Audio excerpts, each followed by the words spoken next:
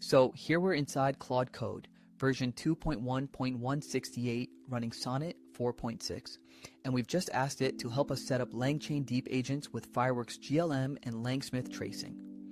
Notice how Claude is being really smart here and asking us a clarifying question before it writes a single line of code. It wants to know what kind of deep agent architecture we're building. We're going to select option 1, Oro's LangGraph agents, because that graph-based stateful control flow is exactly what we need for a robust, production-ready agent setup. Now, we're asking Claude to open up the .env file so we can paste in our actual API keys, and you can see it ran a shell command to copy the .env.example template and then opened it right in text edit. This is the file where you'll drop in your Fireworks API key, your LangSmith API key, and your LangChain project name. So all 5 environment variables are wired up before we run the agent. So at this point, Claude has finished scaffolding out our entire LangGraph GLM agent project. You can see it built 3 key files: the agent itself with the call model and tools nodes, an entry point in src index.ts, and a .env.example template for all 5 API keys we'll need. Now, we're asking Claude to open that .env file directly so we can paste in our Fireworks API key and LangChain API key without leaving the workflow, and you can see it ran that shell command in just 9 seconds. Once you save those keys, it's as simple as running npm run dev from the project folder and your agent is live. So here we're looking at the GLM agent interface running in the browser. This is powered by the Stories and GLM 5P2 model through the Fireworks AI inference backend, connected via a knowledge graph. You can see we've just sent a simple hi message to verify the agent is up and responding correctly. And it's greeting us back, which confirms our setup is working end to end. In the next steps, we're going to start sending it more meaningful prompts to really put the agent's reasoning capabilities to the test. Now, you can see we've got LangSmith open on the right. This is our tracing dashboard where we'll be able to monitor every single call our GLM agent makes in real time.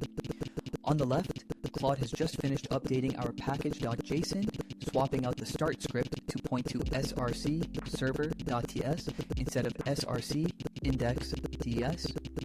Go ahead and grab that LangSmith API key from the configure environment section. You'll need to drop that into your .env file so LangSmith can actually pick up the traces as they come in. And just like that, our GLM agent is live at localhost 3000. You can see Claude has updated the package JSON to add a dedicated server script, so now we can run the app cleanly with npm run server anytime we need it. Over on the right, we're testing it out in real time, and the agent is already responding with streaming tokens in that sleek terminal-style dark interface. Notice it's using GLM 5P2 through Fireworks and wired up with LangGraph. That's the full stack running end-to-end right in your browser. So we just got a message back from Claude saying it put the wrong LangSmith environment variable in our seek-in-view file. So we're asking it to open that file back up so we can fix it. You can see here Claude is running the open command on our .env file, which pops it right up in text edit. And there's our LangChain API key that we need to correct. This is a great example of how the agentic loop works. You just describe the problem in plain English and the agent handles the file operations for you. And here you can see we've got our GLM agent running live at localhost 3000. Claude just updated the package .json to swap out the dev script for a proper server script pointing to tsx src server.ts. On the right, you can see the agent is already responding in real time with that slick dark terminal style UI we built with phosphor green accents and IBM Plex Mono. Now, we're just fixing up a small .env hiccup.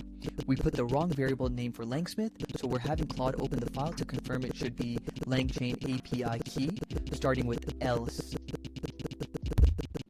Now you can see we've got 2 things happening here.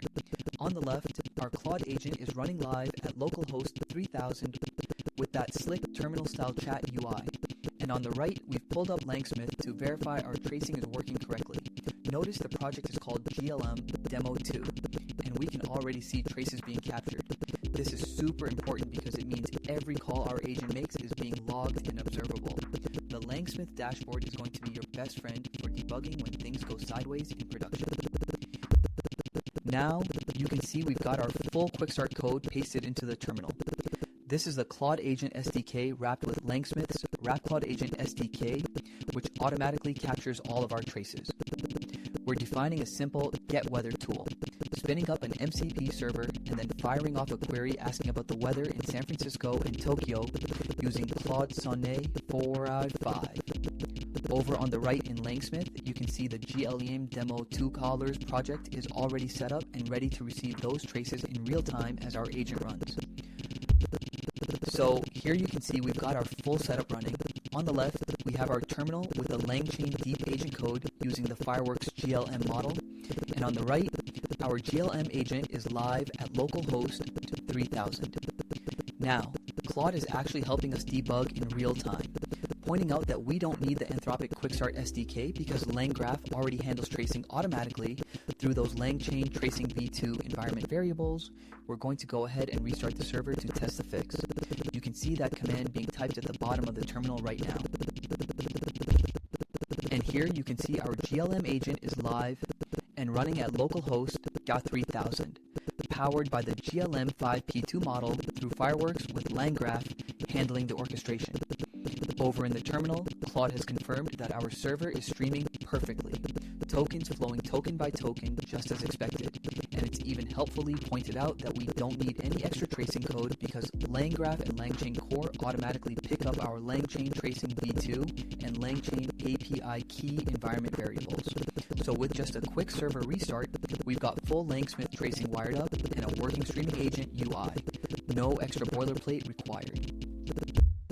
So here you can see we've got our LangChain agent server running smoothly in the terminal on the left.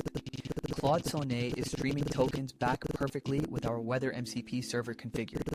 On the right, don't worry about that localhost connection error in the browser because the real action is actually over at smith.langchain.com, where LangGraph and the LangChain core libraries are automatically sending our traces thanks to those LangChain tracing v2 and LangChain API key environment variables we set earlier.